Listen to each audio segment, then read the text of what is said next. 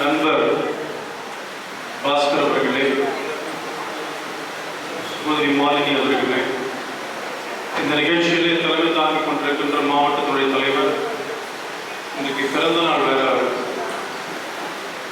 விருந்து இருக்கும்னு நினைக்கிறேன். நமக்கெல்லாம் அந்த ப்ரோக்ராம் முடிஞ்ச உடனே மாவட்ட தலைவருடைய பிறந்த நாள்லாம் சாதாரணமாக கொண்டாட முடியாது.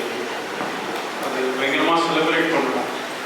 அதில் ஒரு மாவட்ட செயலாளர் வந்தார், ஏதோ சொல்லியிருக்காரு, பார்க்கலாம் என்ன பண்ணுறாருன்னு பார்ப்போம். இப்போதைக்கு டீ கொடுத்துருக்குறாங்க. டீ மாத்திரம் இல்லை, ஏதோ இருக்கும். அது ஸோ மாவட்ட தலைவர் அவர்களுக்கு பிறந்த நாள் வாழ்த்துக்கள் உங்கள் சார்பாக தெரிவிச்சுக்கிறேன். அவருக்கு நம்முடைய முன்னாள் மாவட்ட தலைவர் எல்லாருமே தலைவர்கள் தான் இருக்கிறாங்க. எல்லாருக்கும் என்னுடைய மாலை வணக்கங்கள். நான் அந்த சப்ஜெக்ட் பேச போகல. அவங்க 2 பேரும் தான் மாநிலத்திலிருந்து நம்முடைய திரு பாஸ்கர் அவர்களும் சகோதரி மாலினி அவர்களும் இந்த சப்ஜெக்ட் பேசுவாங்க. நான் ஒரே ஒரு விஷயம் சொல்றேன், எதுக்கு இது? இன்னமும் யாரோ அகல்யா பாய் அப்படின்னு சொல்லிச்சு கூப்பிட்டாங்க, வந்தோம். 300 வருஷத்துக்கு முன்னாடி படம் தான் ஆகணும்.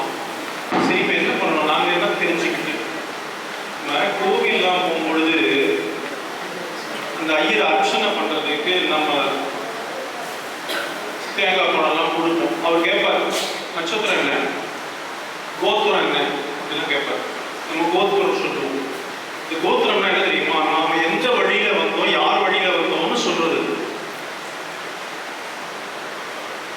இந்த சங்கல்ப மந்திரம்னு சொல்லுவாங்க.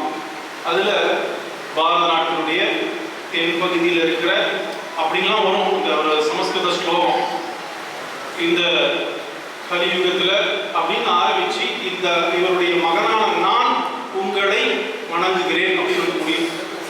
உங்களுடைய அத்தனை சரித்திரமும், உங்களோட வரலாறு, உங்களுடைய அட்ரஸெல்லாம் சொல்றது தான் இந்த சங்கல்ப மந்திரம்.